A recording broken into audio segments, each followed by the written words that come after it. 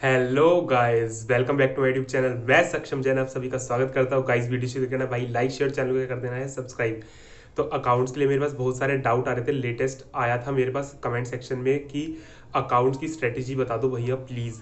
तो मैं अपनी स्ट्रेटेजी बताने वाला हूँ कि मेरा स्कोर क्या था अकाउंट्स में, और मैंने मोस्टली 6 चैप्टर करे थे अकाउंट्स में कि जिससे मेरा इतना अच्छा स्कोर बन पाया। और भाई वीडियो को एंड तक देखना, वीडियो आपके लिए बिल्कुल बेनिफिशियल होने वाली है। और लाइक शेयर सब्सक्राइब अपने आप कर लेना, कोई कहने की जरूरत नहीं पड़नी चाहिए, भाईचारे वाली बात है। तो भाई जो मेरी पुरानी ऑडियंस है, पहले एक बार ये बता दो, नया फ्रेम चश्मे का नया स्पेक्स कैसे लग रहा है, लुक कैसी आ रही है, पहले से ज़्यादा अच्छी आ रही है या पहले से बेकार आ रही है?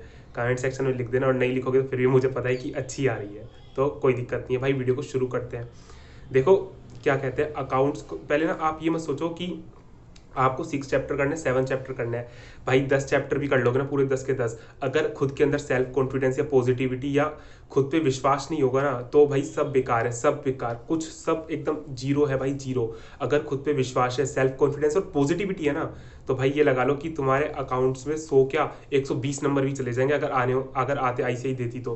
क्योंकि जो सेल्फ कॉन्फिडेंस और खुद पे विश्वास रहेगा ना तुम्हारा, वही सबसे बड़ा खेल करेगा। जरूरी नहीं है कि तुम्हारे को 5 चैप्टर आते हैं, चलो ये मान लिया तुम्हें, लेकिन तुम्हें खुद पे विश्वास है कि भाई तुम अकाउंट्स को स्कोर कर सकते हो 50 प्लस 5 चैप्टर में, तो भाई मजाक नहीं कर रहा, आप देख लेना 50 की जगह 55 प्लस नंबर लाओगे अकाउंट्स में। तो इसलिए मैं पहले कह रहा हूँ, वीडियो देखने से पहले ना खुद के अंदर एक पॉजिटिव माइंडसेट डेवलप कर लेना और खुद पे विश्वास जरूर कर लेना। तो अब बात करते हैं कि कैसे हुआ मेरे साथ। मैं आपको पहले ही बताता हूँ कि मैंने पेपर वो कौन कौन से चैप्टर करे, और लास्ट में बताऊँ पेपर कैसे अटेम्प्ट करो, और लास्ट में उसके लास्ट में भी बताऊँ कि कितना स्कोर था मेरा अकाउंट में, ठीक है। तो देखो सबसे पहले बात करते हैं कि जो मैंने चैप्टर बिल्कुल कंप्लीट करे थे, जिनमें कुछ भी नहीं छोड़ा था। नंबर 1 की बात करें तो बैंक रिकंसिलिएशन स्टेटमेंट। सेकंड की बात करें, उसके बाद मैंने करा इन्वेंट्री कंप्लीट, उसके बाद करा मैंने डेप्रिसिएशन कंप्लीट, उसके बाद करा मैंने चैप्टर 6 कंप्लीट। चैप्टर 6 की आपको एक बहुत तगड़ी बात बता देता हूँ। मैंने क्या कहते हैं, जो उसमें बिल्स ऑफ एक्सचेंज का चैप्टर, उसे ज़्यादा अच्छे से नहीं करा था, मतलब उसकी एंट्री वेंट्री सिंपल तरीके से पढ़ी थी, ज़्यादा अच्छे से नहीं पढ़ी थी। बाकी चारों यूनिट अच्छे से करी थी, क्योंकि मेरे को बिल्स ऑफ एक्सचेंज में थोड़ा सा टिपिकलिटी महसूस हो रही थी, और मुझे ये लगता था कि कंसाइनमेंट का क्वेश्चन 10 नंबर का आएगा। तो भाई मैंने चारों अच्छे से कर ली थी, लास्ट की second third fourth unit, 5th unit, मतलब 5 थी तो 4 कर ली थी अच्छे से। और भाई मेरे एग्जाम में 10 नंबर का बिल्स ऑफ एक्सचेंज का क्वेश्चन आया था। अब तुम सोचो क्या हालत हुई होगी मेरी, लेकिन फिर भी मैंने इतना अच्छा स्कोर करा अकाउंट्स में कि आपको अच्छा लगेगा सुनकर लास्ट में कि क्या स्कोर था मेरा अकाउंट्स का, ठीक है।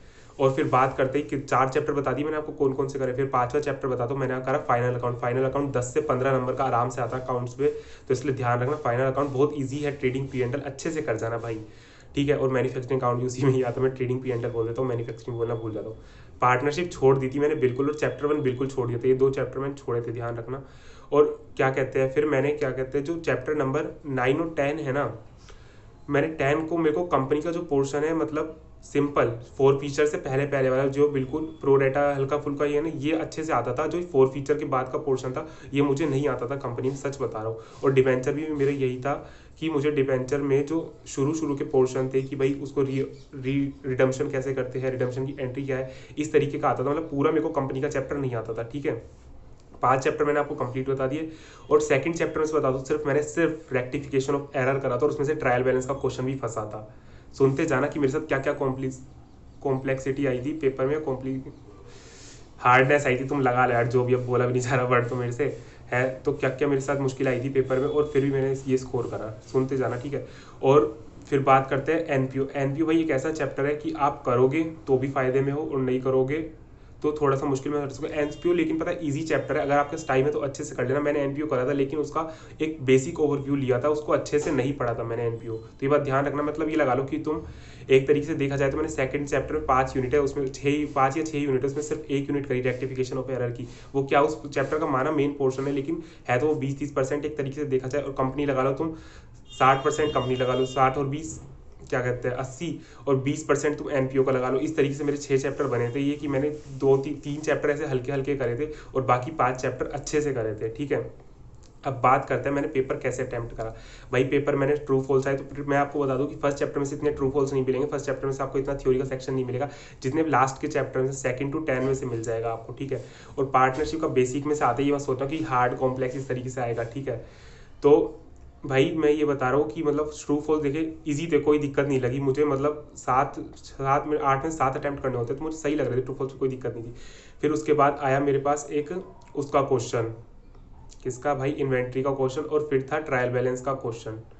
4 नंबर की थ्योरी थी, हाँ 4 नंबर की थ्योरी थी, 4 नंबर का उसका क्वेश्चन था, क्या बता रहा हूँ मैं, इन्वेंट्री का। और फिर मेरे पास वो था ट्रायल बैलेंस का क्वेश्चन, ठीक है भाई। ट्रायल बैलेंस में क्लोजिंग बैलेंस लास्ट में आना नहीं था, वो मेरा थोड़ा सा गलत हो गया था, फिर भी मैंने कर ही आया। तुम ये लगाओ, ठीक है। मैंने ये सारे चैप्टर करे थे पेपर में, और मैं ये बता दूं कि भाई मैंने शुरू से ही स्पीड बना के रखी थी। मैंने पेपर 96 नंबर का अटैम्प्ट करा था। तुम सोच लो मेरे को कितना आता था कितना नहीं आता था। पता है कैसे 96 नंबर का अटैम्प्ट हुआ था भाई? क्योंकि 96 नंबर का पेपर इसलिए अटैम्प्ट हो गया था क्योंकि जो एक्स्ट्रा क्वेश्चन आता है ना उसको छोड़ना पड़ता है, तो मैंने छोड़ी थी उसमें पार्टनरशिप छोड़ दी थी, और पार्टनरशिप के साथ मेरे साथ में फंसा था एनपीओ का क्वेश्चन था, एनपीओ भी छोड़ दिया था मैंने, ठीक है। और बात करें कंपनी की, मैंने कंपनी का क्वेश्चन जहाँ तक मेरे को आता था ना 15 नंबर का आया था, मिक्स होकर आया था, तो मेरे को जहाँ तक आता था मैंने उसको अटैम्प्ट कर लिया था, ठीक है। और अब बात करते हैं क्या कहते हैं कि भाई मैंने उसको कैसे अटैम्प्ट करा, बिल्स ऑफ एक्सचेंज वाले को। बिल्स ऑफ एक्सचेंज में जो बैंक से सेंड करने की एंट्री होती है, मतलब बैंक से रिसीव करते हैं, डिस्काउंट वाली नहीं, जो बैंक को सेंड करने की और वापस रिसीव करने की एंट्री होती है, भाई मैं उसमें फंस गया था क्योंकि मेरे को बेसिक 11th की एंट्री याद आ गई थी थोड़ी थोड़ी, लेकिन मैं लास्ट वाली एंट्री में फंस गया था। तो मैंने अड़ा तड़ा के मतलब कुछ ना कुछ नाम जोड़ के लिख दिया था एंट्री। भाई ये तो पता था कि जाना आना डीआरसीआर कैसे करना है, लेकिन नाम नहीं पता था एग्जैक्ट एंट्री का क्या करना है सिस्टम। तो भाई मैंने उस सिस्टम को ऐसे ही हैंग कर दिया था, मतलब नाम वाम लगा के कुछ भी आर पार करके सिस्टम फंसा दिया था मैंने। तो इस तरीके से ना मैंने पेपर मतलब 96 नंबर का अटैम्प्ट कर लिया था। मेरे 4 नंबर का पेपर रह गया था भाई, 4 नंबर का भी फोड़ के आता पेपर। तो मैं भाई मेरे को 5 नंबर की थ्योरी आई थी, कैश बुक के ऊपर लिखनी थी, तो मैंने कैश बुक के ऊपर लिख दी। प्राइमरी बुक, प्रिंसिपल बुक होती है, सब्सिडरी बुक यही होती है, प्रिंसिपल बुक की ये फीचर होता है कैश बुक में भाई। 3 तरह की कैश बुक होती है। तो इस तरीके से मतलब फोड़ आओ पेपर को, क्वेश्चन बिल्कुल नहीं छोड़ना। अगर क्वेश्चन छोड़ है ना तो वही तुम्हारी नैया डूब जाएगी भाई। और मैं बताऊँ मेरा स्कोर क्या था भाई, मेरा स्कोर था 66 स्कोर था अकाउंट में। तुम सोच रहे हो 70 प्लस, तो भाई 70 के राउंड ऑफ लगा लेना यार, 66 कम नहीं था मेरे लिए उस टाइम पर। मैं 96 का अटैम्प्ट करके आया। मैं बताता हूँ मेरे नंबर कहाँ कटे भाई। बिल्स ऑफ एक्सचेंज का क्वेश्चन 10 नंबर का फंसा था, ठीक है। अब उसमें लगा लो जो उसकी मेन पोर्शन था ना लास्ट का, वही था कि जो बैंक को सेंड करने की एंट्री। तो भाई लास्ट में ये लगा लो कम से कम उससे मेरे 4 से 5 नंबर आराम से काट लिए होंगे एग्जामिनर ने, ठीक है। शुरू में अगर दिए होंगे तो दे दिए होंगे। और ट्रायल बैलेंस में जो कंपनी क्लोजिंग स्टॉक लेस करना था, मैंने उसकी जगह सस्पेंस अकाउंट क्रिएट कर दिया था। तो भाई मेन क्वेश्चन की ट्रिक ही वही थी, मतलब मेन क्वेश्चन का जो पॉइंट था ना कि क्लोजिंग स्टॉक आता नहीं तो ट्रायल अकाउंट बैलेंस हो जाता और सस्पेंस क्रिएट करने की जरूरत नहीं पड़ती। तो और वो क्वेश्चन भी 10 नंबर का था मेरे हिसाब से, 5 से 10 नंबर का। तो वहाँ पे लगा लो कि भाई 5 नंबर 7 नंबर वहाँ कट गए होंगे। कंपनी की बात करें तो कंपनी का क्वेश्चन मैं आपको बता रहा हूँ 15 नंबर का था। अरे यार कंपनी का क्वेश्चन पता है 15 नंबर का था, और मैं उसमें सिर्फ 3 एंट्री करके आया था। सॉरी भाई मेरे को ध्यान नहीं आया, मेरे को अभी याद आ गया। कंपनी का क्वेश्चन 15 नंबर का था, और उसने पता है री इशू और 4 फीचर पे सारा काम मांगा था। री इशू 4 फीचर पे डिवेंचर के वो शेयर री इशू 4 फीचर का सारा काम मांगा था। 15 नंबर का क्वेश्चन था। मैं सिर्फ उसमें 3 एंट्री करके आया था भाई। मुझे लगा कि सिर्फ ये 3 एंट्री होंगी, फिर मेरे को एग्जाम के होल के आगे बाद पता चला भाई। मेरे को जस्ट जब पता चल गया, सोचो मेरे लिए क्या डिमोटिवेटिंग सीन हुआ होगा वो, कि मतलब मैं अंदर से पूरा खत्म हो गया था। मेरे को लग रहा था अकाउंट्स क्लियर नहीं होगा, फिर भी मेरे अंदर कॉन्फिडेंस है मैंने नहीं सक्षम, जितना करा उतने में फोड़ तो देगा पेपर तो, क्योंकि मैंने बहुत अच्छे से प्रेजेंट करा था भाई। उसमें कम से कम 15 से 20 एंट्री होनी थी, और सोचो मैं 3 एंट्री करके आया तो मेरे को क्या नंबर मिलेंगे। इस हिसाब से मेरे 66 नंबर बने थे, और 4 नंबर का पेपर मेरा रह भी गया था, ठीक है। तो सोचो भाई मेरे को एग्जाम के होल के आगे पता चला कि क्लोजिंग स्टॉक आना नहीं था भाई। जो मेरे साथ के पेपर देने वाले थे भाई बता देते हैं भाई यही था, तो उन्होंने मेरे को बताया सक्षम क्लोजिंग स्टॉक नहीं आना था, सस्पेंस नहीं बनता, ट्रायल अकाउंट बैलेंस हो जाता। कंपनी में 15 एंट्री होती, 15 से 20 एंट्री, और तू सिर्फ 3 एंट्री करके आया 15 नंबर के क्वेश्चन में। बेस ऑफ एक्सचेंज का तो भाई उन्होंने भी नहीं करा था, तो इसलिए मेरे को कोई दुख नहीं था। अब सोचो 15 से 20 नंबर के क्वेश्चन में तुम ये हरकत करके आ रहे हो, ट्रायल बैलेंस 10 नंबर के क्वेश्चन में तुम ये हरकत करके आ रहे हो, तो फंस गए ना। और भाई देखो चैप्टर की जो मार्क्स एलोकेशन होता है ना, बैंक रिकंसिलिएशन 10 नंबर का, रेक्टिफिकेशन कम से कम 5 से 10 नंबर, ये लगा लो दोनों चैप्टर मिला के 15 नंबर के, ठीक है। डेप्रिसिएशन 5 से 10 नंबर का चैप्टर, इन्वेंट्री 5 नंबर का फिक्स है ही है। और चैप्टर 6 है जो 15 से 20 नंबर का चैप्टर है। अब तुम लगाओ कितना फाड़ू सिलेबस हो गया यहीं पे। 15 से 20 नंबर का चैप्टर 6, रिकंसिलिएशन और रेक्टिफिकेशन ऑफ एरर 15 नंबर का। 20 और 15 कितने हो गए भाई, 35 लगाते जाना अपना हिसाब, ठीक है। 35 नंबर यहाँ हो गए, 5 नंबर इन्वेंट्री के 40, और क्या कहते हैं भाई, और 10 नंबर का डेप्रिसिएशन, 50 नंबर हाई हो गए, ठीक है। 15 नंबर का ट्रेडिंग अकाउंट वाला फाइनल अकाउंट, मतलब कितने होगा 65, और कंपनी लगा लो कंपनी 15 नंबर की आती है, 65 और 15 कितने हो गए भाई 70 80, और भाई नॉन ट्रेडिंग एनपीओ भी 10 नंबर का क्वेश्चन फंसता है, तो 90 तो यही हो गया, ठीक है। 70 हुए थे शायद, मतलब जो भी था 70-80 नंबर का पेपर, तो मैंने तुम्हें यही बता दिया इस तरीके से। तो एक एक्स्ट्रा क्वेश्चन भी आता है, तो तुम्हें कोई घबराने की बात नहीं। तुम एक्स्ट्रा छोड़ोगे तो तुम कहीं और ना कोई स्कोर करोगे। जैसे पार्टनरशिप छोड़ा तो तुम बाकी के चैप्टर अच्छे से करके जाओ, मतलब एक चैप्टर 2 से 10 के अंदर कोई सा भी छोड़ दे रहा हो जो तुम्हें ज़्यादा हार्ड लगता हो, लास्ट में छोड़ना, अगर हो रहा हो तो कर लेना। और अच्छे से पेपर फोड़ ना, लेकिन खुद पर विश्वास जरूर रखना। खुद पे विश्वास नहीं होगा ना तो भाई पेपर क्या कुछ भी नहीं होने वाला, घंटा उखाड़ नहीं पाओगे पेपर के अंदर।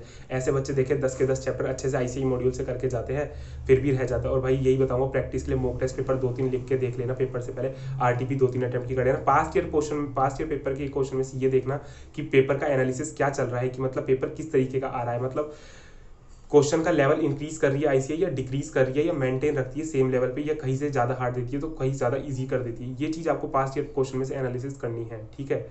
और ऑल द बेस्ट भाई सभी को। कमेंट सेक्शन सबके लिए खुला है, इंस्टाग्राम पर फॉलो कर लेना, किसी को भी कोई दिक्कत हो वहाँ पूछ लेना, बिना फॉलो करे भी पूछ सकते हो, तुम्हारे भाई का ही है इंस्टाग्राम, कोई दिक्कत नहीं है।